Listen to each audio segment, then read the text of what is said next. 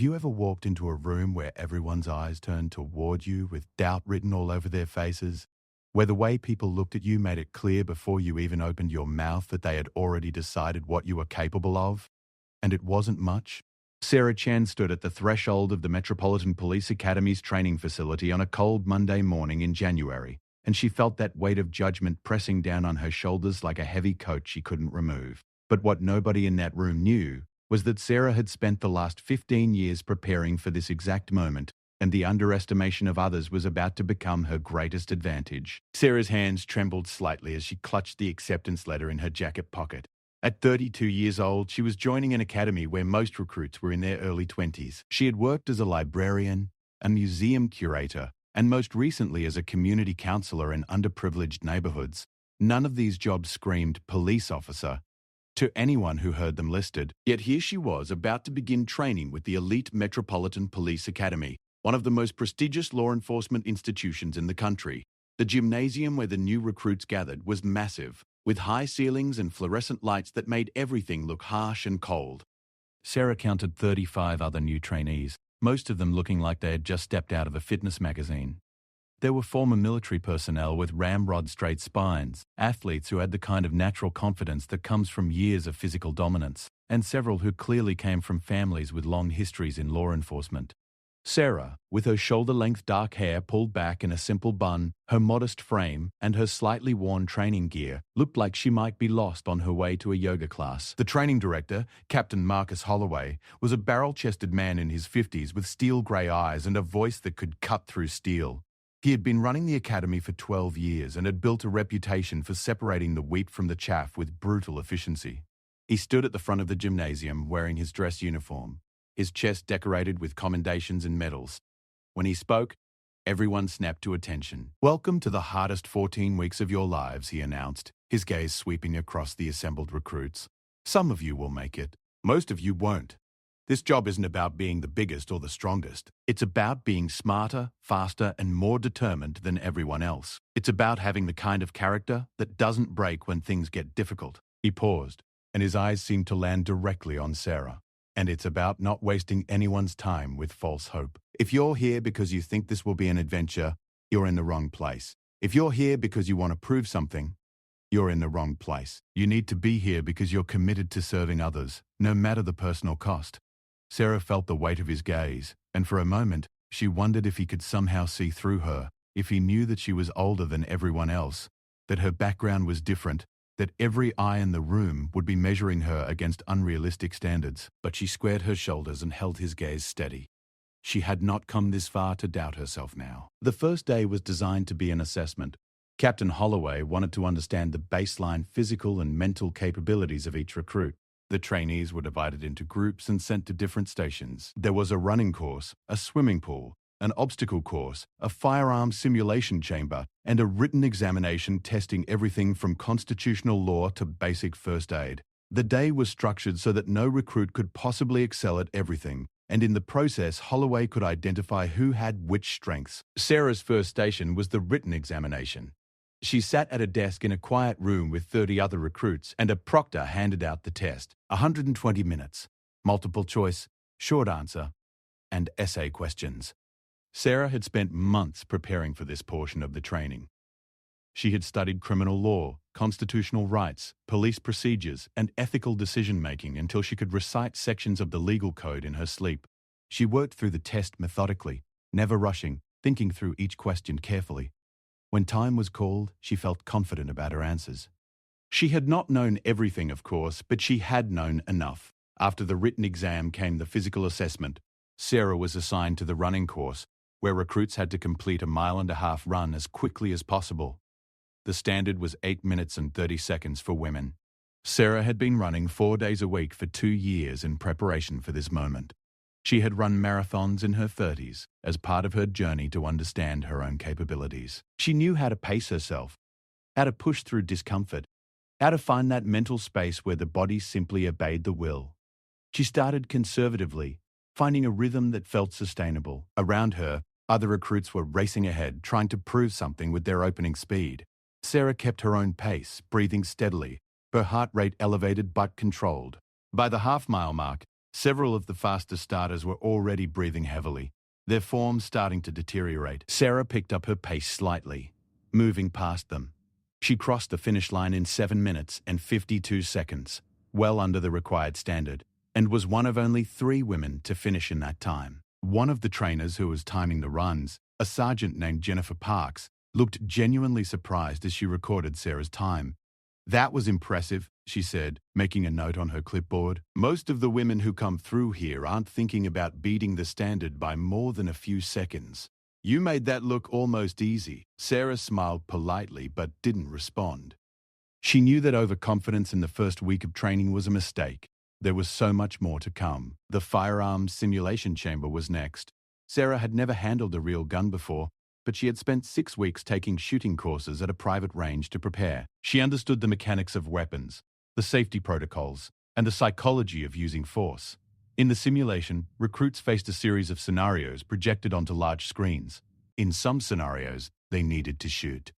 In others, shooting would be the wrong choice and would result in civilian casualties. It was a test of judgment as much as marksmanship. Sarah approached the first scenario calmly. A man with a gun was threatening a hostage in a parking lot. Sarah had one clear shot, but there was a risk of missing and hitting the hostage. She assessed the distance, the angle, and her training. She took the shot and hit her target. Scenario passed. In the next scenario, a woman who appeared to be reaching for a weapon suddenly revealed that she was simply reaching for her phone to call for help. The correct response was to not shoot. Sarah held her fire. Scenario passed. By the end of the simulation, she had made good choices in complex situations. Her score was in the top 15% of the group. The obstacle course came in the afternoon, and this was where Sarah began to feel the cumulative effects of the day's exertion. She was tired, her muscles ached, and her mental focus was starting to slip.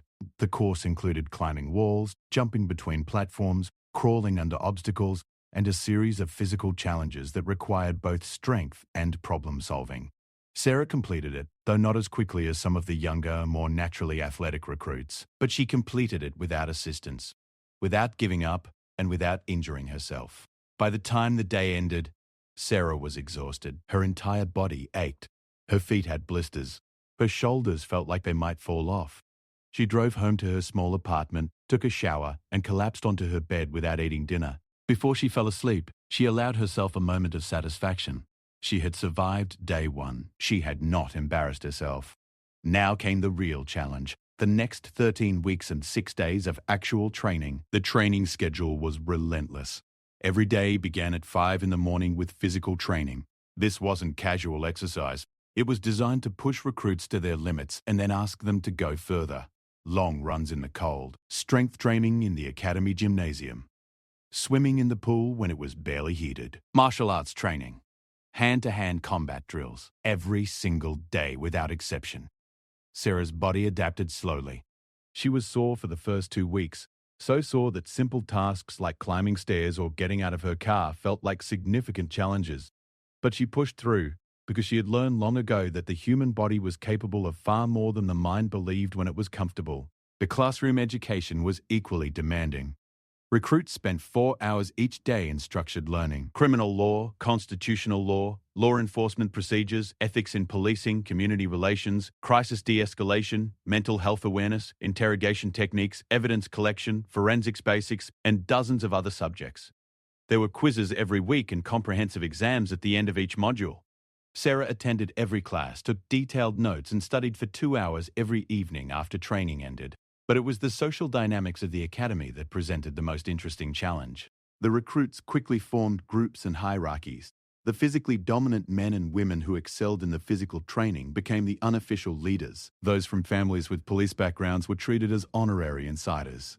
And then there were the others, people like Sarah who didn't fit neatly into the existing categories. During lunch breaks, Sarah would sit alone or with one other quiet recruit, a young woman named Maya who had worked as a veterinary technician before joining the academy. The louder, more confident recruits would often make comments within earshot about the older recruits, or the people who were probably not going to make it anyway. Sarah heard these comments, but she had learned long ago that people revealed much more about themselves through their judgments of others than they did through their self-presentation. These recruits were insecure about their own positions, testing the boundaries to see where they ranked. They didn't yet understand that the academy wasn't a competition where one person's success meant another's failure. 3 weeks into the training, the first major crisis occurred. One of the brightest recruits, a former college football player named Derek Thompson, was injured during martial arts training. He tore ligaments in his knee badly enough that he would need surgery and rehabilitation. It was a devastating blow to him, and he tearfully withdrew from the academy. His leaving created a ripple of anxiety through the group. If someone as talented and athletic as Derek couldn't continue, what chance did anyone else have? The next day, Captain Holloway called an assembly. He stood before the recruits with his hands clasped behind his back and spoke about the nature of police work. Police work is unpredictable, he said. You'll face injuries, illnesses, family emergencies, and personal crises. Some of you won't make it through this academy, not because you're incapable, but because life will intervene. That's the job. That's why we need people who can think clearly when things are difficult, who can adapt to changing circumstances, and who don't panic when the plan falls apart. Derek was a good recruit. I'm disappointed to lose him. But his departure reminds the rest of you that nothing is guaranteed, nothing is given to you. Everything you earn here must be earned moment by moment, day by day. Sarah listened to these words, and she understood them on a deeper level than many of the younger recruits. She had already experienced loss and disappointment in her life. She had already made major life changes at an age when many people were settling into permanent careers. She had already learned that resilience was not about avoiding difficulty. It was about continuing to move forward even when difficulty seemed overwhelming. Week 4 brought the first major practical exercise. The recruits were assigned to work in teams on a crime scene investigation simulation. They were given a mock crime scene, evidence to collect, witness statements to analyze, and a limited amount of time to piece together what had happened. Sarah was assigned to a team with 3 other recruits: Marcus, a former military officer; Lisa, an athletic woman who had excelled in the physical training; and Kevin, a quiet young man who had shown strong analytical skills in the classroom work. The scenario was that a convenience store had been robbed and the suspect had fled the scene. The recruits needed to collect evidence, interview witnesses, determine a likely suspect profile, and develop a search strategy. The exercise was designed to show which recruits could work collaboratively, which ones would take charge in ambiguous situations, and which ones understood proper evidence handling procedures. Marcus immediately took control of the group, assigning tasks and directing people with a military efficiency. He had Sarah collect evidence while he interviewed witnesses. Lisa was assigned to document the crime scene with photographs.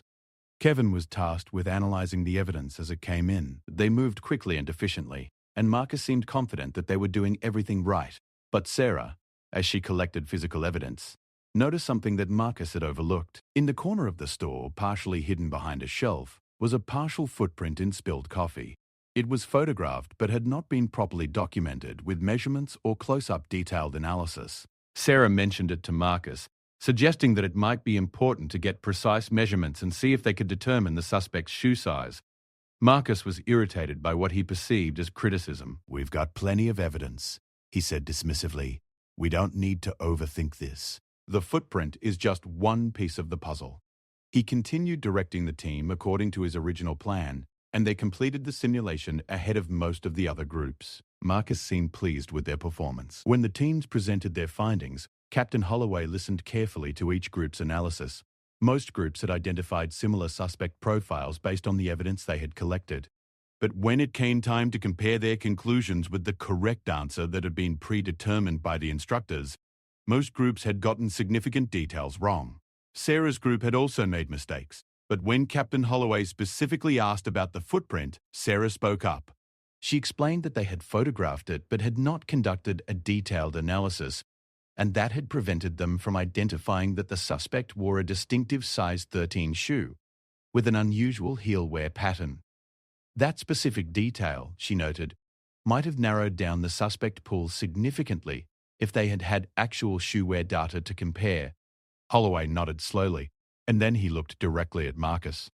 "You made a command decision to focus on what you already had rather than pursuing every available lead," he said, and it wasn't entirely clear whether it was praise or criticism. Then he turned to Sarah. "You recognized a gap in the analysis and tried to correct it. What happened?" Sarah felt all eyes on her. including curious looks from her teammates. I mentioned it to our team leader, she said carefully, not wanting to throw Marcus under the bus. But he made the decision to move forward with what we had. That was his call to make. And did you push back? Holloway asked. Not strongly, Sarah admitted. I was new to the team, and he had established himself as the leader. I deferred to his judgment. Holloway was quiet for a moment. Then he addressed the entire assembled group. This is important. Hierarchy and chain of command matter in police work. But so does speaking up when you see something that might save a life. If you notice a mistake or oversight, you have an obligation to point it out, even if it means questioning the person in charge. A good leader listens. A good team member speaks up respectfully, and a good leader respects that input. This is something you'll all need to learn to balance. You can't have chaos, but you also can't have silence. The exercise ended, and the teams dispersed. Sarah felt like she had handled the situation as well as she could have under the circumstances, but the experience had given her insight into how the training environment worked. It wasn't just about individual performance, it was about understanding group dynamics, communication, and the delicate balance between following orders and maintaining independent judgment. Over the next week, something subtle but noticeable began to change in how some of the other recruits interacted with Sarah. A few of them, particularly those who were struggling with the academic material, began asking her questions. Hey Sarah, can you explain how the Fourth Amendment applies to this scenario? Sarah, how did you remember all the statute numbers for the exam? The quiet recognition that she had knowledge and skills that might be valuable, even if she wasn't the loudest person in the room. Marcus, interestingly, became more respectful toward her. He never acknowledged the early attention directly, but he started including her input in conversations and seemed genuinely interested in her perspective on things. By the 5th week of training, they had become something like friends, bonding over the shared experience of working through difficult material and physical challenges. The social shift was gradual but real. Sarah was no longer invisible or dismissed. She was becoming seen as someone who had skills, who asked thoughtful questions, and who could be relied upon. It was a transformation that had nothing to do with being the loudest or the most physically impressive. It had everything to do with consistency, competence, and the quiet reliability of someone who simply did what needed to be done without fanfare. Week 6 of the academy training brought a shift in intensity that Sarah had not quite anticipated. The instructors had been testing the recruits' basic competencies for the first 5 weeks. But now they began pushing into scenario-based training that had real emotional and psychological weight. These weren't just simulations anymore. They were practice runs for the kinds of situations recruits would actually face once they became sworn police officers. The psychological evaluation phase was something that separated serious recruits from those who were still playing at the idea of being police officers. Captain Holloway had brought in a forensic psychologist named Dr. Elizabeth Morrison, who spent a week assessing each recruit's mental stability, emotional resilience, and ability to handle trauma. She conducted individual interviews with each of the remaining 32 recruits, asking probing questions about their motivations, their family backgrounds, their experience with conflict, and their ability to compartmentalize difficult emotions. When Sarah went into Dr. Morrison's office, she found a woman in her 60s with kind eyes and grey hair pulled back in a neat bun. The office was designed to feel welcoming rather than clinical, comfortable chairs, soft lighting, a plant in the corner. Morrison offered Sarah tea, which she accepted, and then they settled into what felt like a conversation rather than an interrogation. Tell me about why you're here, Dr. Felv, Morrison began. What brought you to police work at this point in your life? Sarah had thought about this question many times over the past 6 weeks. The truth was complex and not easily explained. I spent the last 15 years helping people in different capacities, Sarah said slowly. As a librarian, I helped people find information and resources.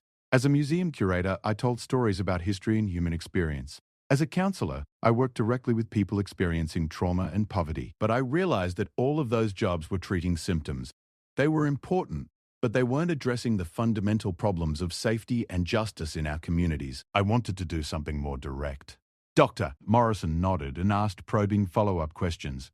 She wanted to know about Sarah's experience with failure, with authority, with loss. She asked about Sarah's relationships with her family, and whether Sarah had ever experienced violence or abuse. She asked difficult questions about Sarah's capacity for making hard choices, and whether Sarah believed she could use force if necessary.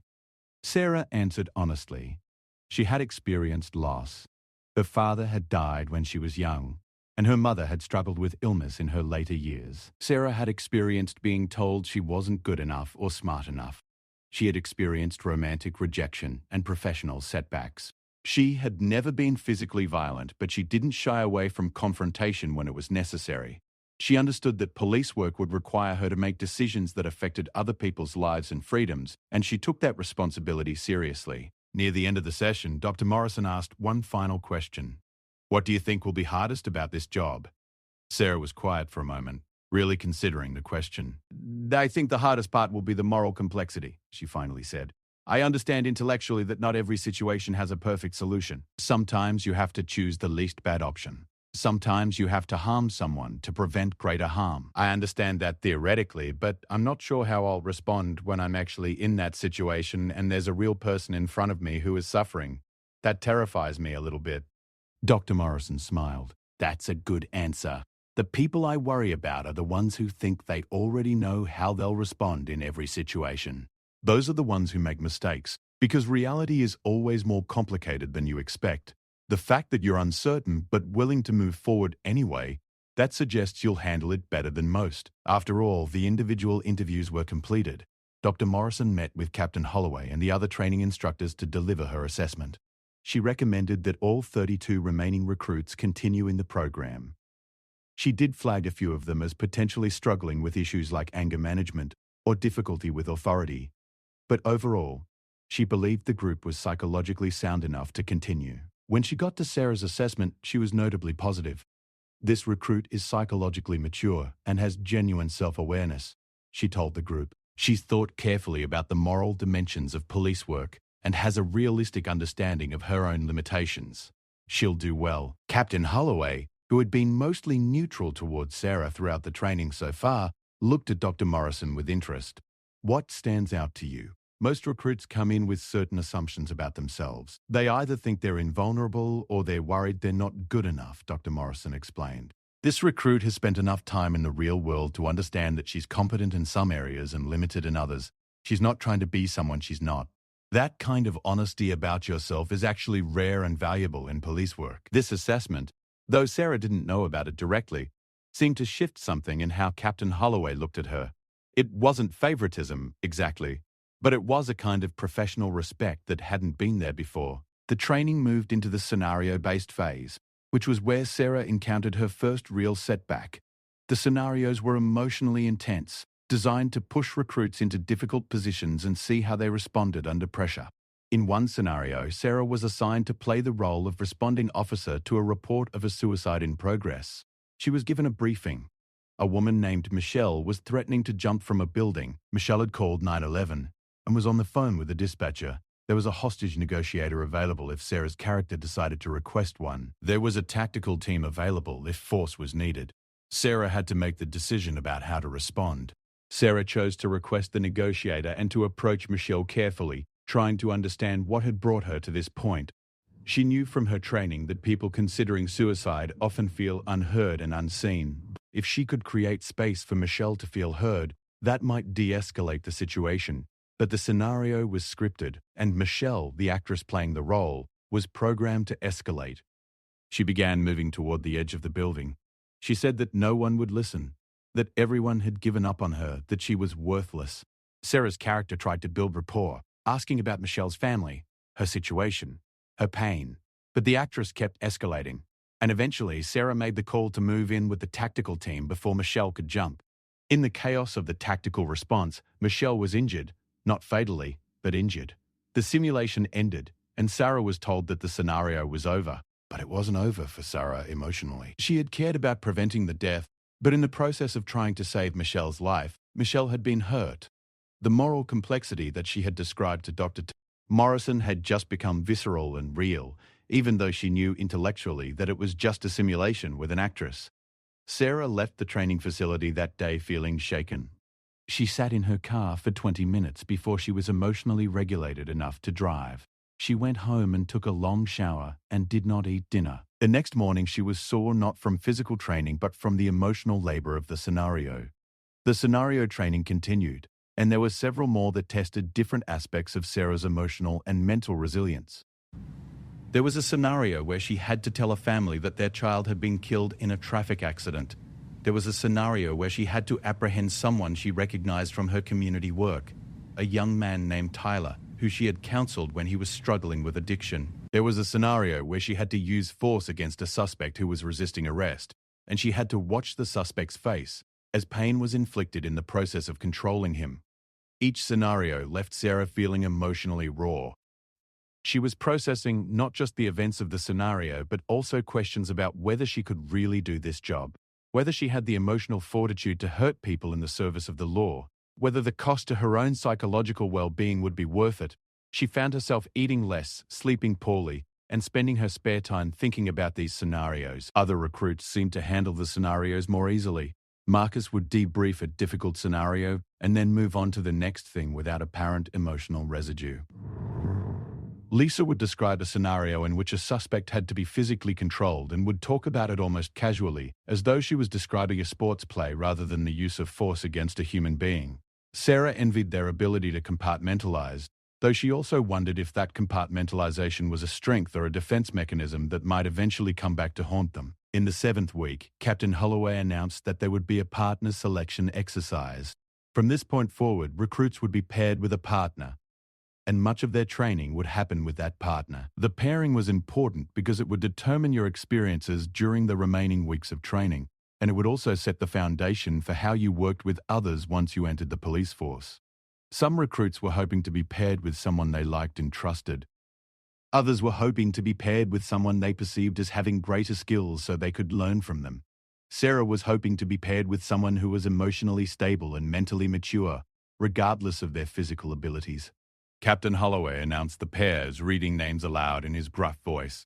Most of the pairings seemed fairly random, mixing experienced recruits with less experienced ones, mixing the physically strong with those who had other strengths. When he got to Sarah's name, he paired her with a recruit named Jasmine Williams, a young woman who had been a professional boxer before deciding she wanted to do something with more meaning in her life.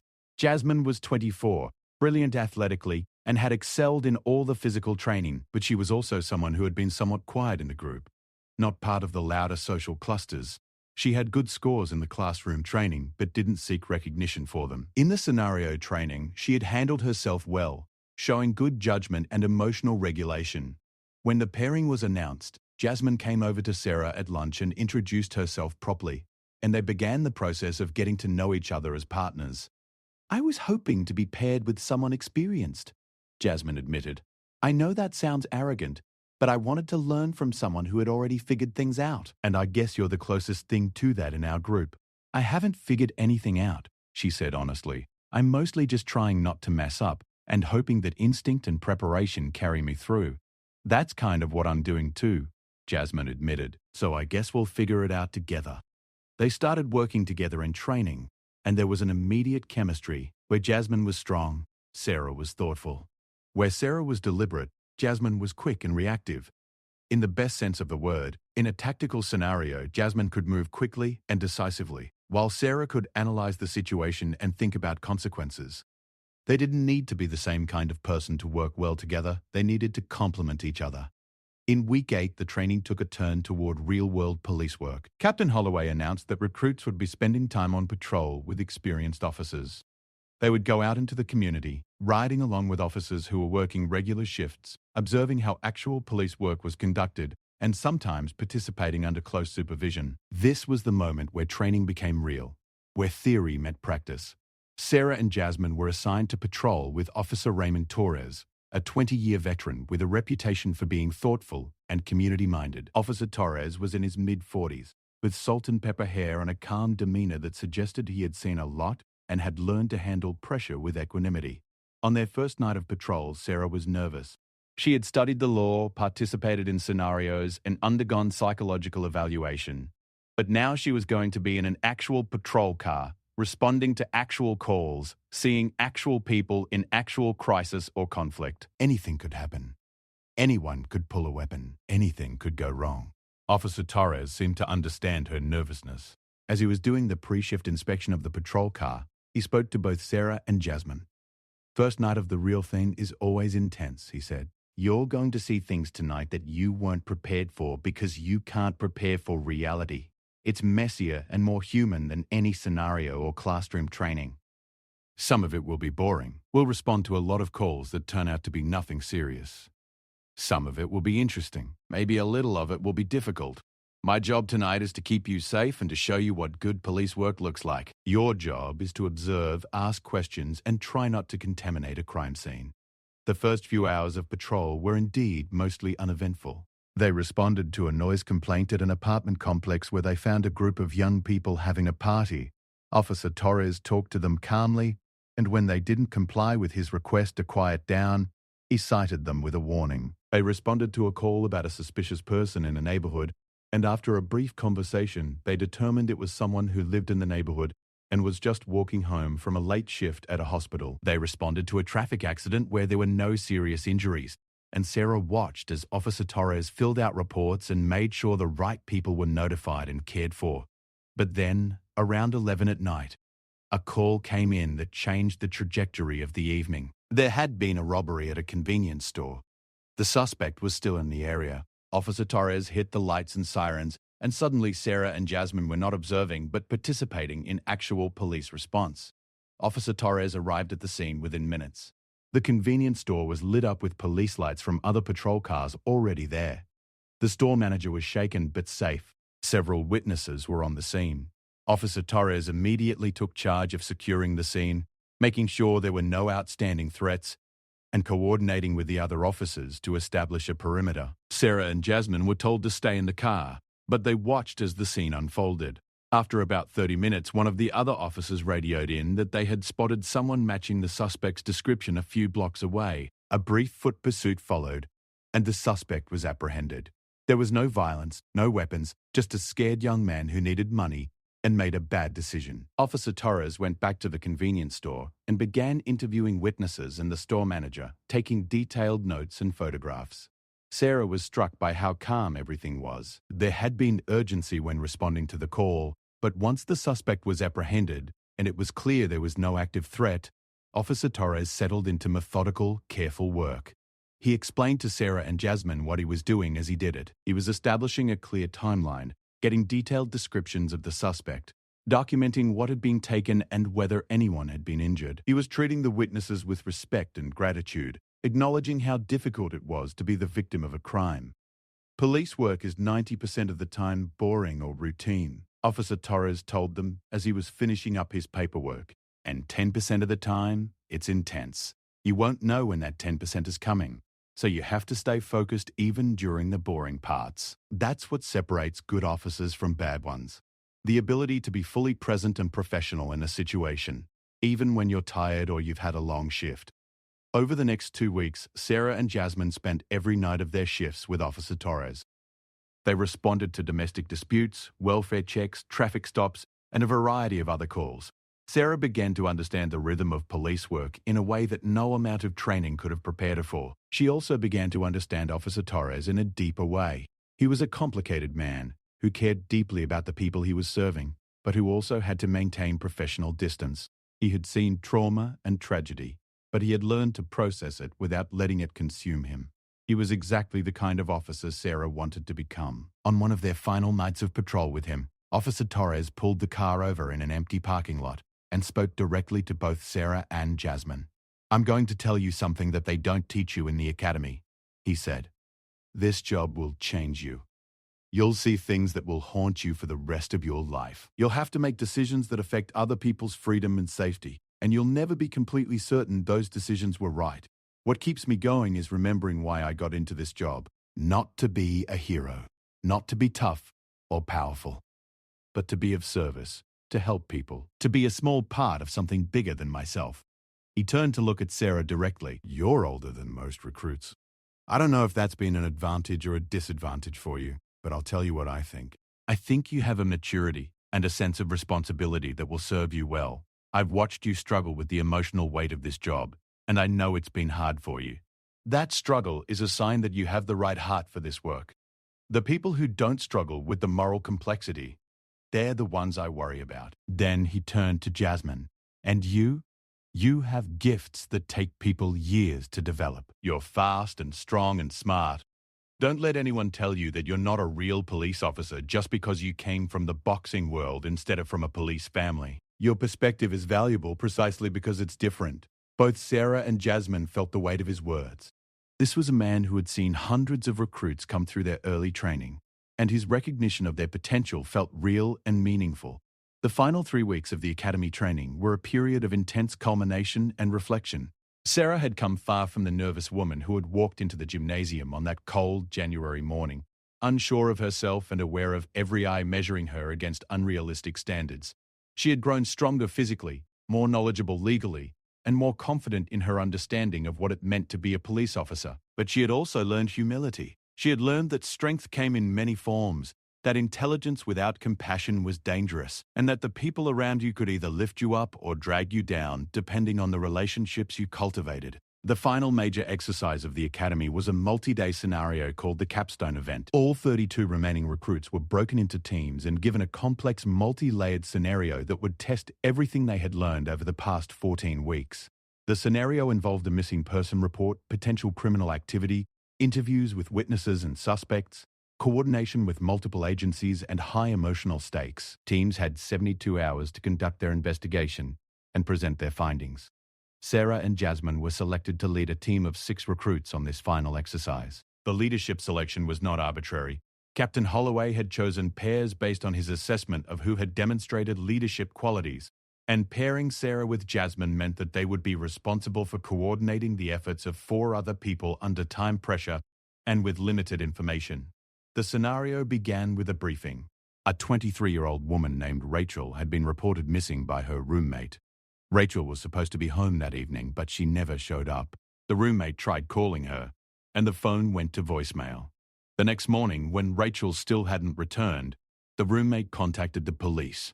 There were no obvious signs of foul play in Rachel's apartment, but her purse and keys were missing. Her car was not in the parking garage. She had a history of depression, but had been doing well recently. She had no known enemies, no known dangerous relationships. She was simply gone. Sarah and Jasmine had to assign their team members to different tasks: investigating Rachel's apartment, talking to her workplace, interviewing her family, reviewing financial records, coordinating with other agencies to locate her car, and assembling the information into a coherent narrative of what might have happened. Jasmine immediately took charge of the physical investigation, supervising the search of Rachel's apartment and the location of her car.